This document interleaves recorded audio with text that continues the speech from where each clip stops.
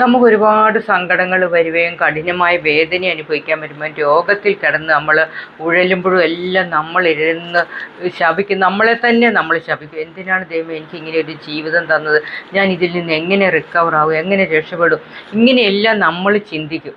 പക്ഷേ ഇത് നമ്മളപ്പം ചിന്തിക്കുക, ഇതെല്ലാം നമുക്ക് വെച്ചിരിക്കുന്നത് നമ്മൾ ചെയ്ത കർമ്മഫലമാണ്.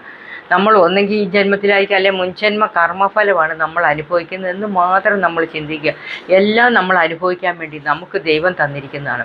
അപ്പോൾ നമ്മളതിന് എത്ര പരിതപിച്ചിട്ടോ എത്ര കരഞ്ഞിട്ടോ ഒന്നും നമുക്ക് അതിൽ നിന്ന് റിക്കവർ ആകാൻ പറ്റത്തില്ല. അപ്പോൾ നമ്മൾ ഇതിനെ അംഗീകരിക്കുക, അക്സെപ്റ്റ് ചെയ്യുക.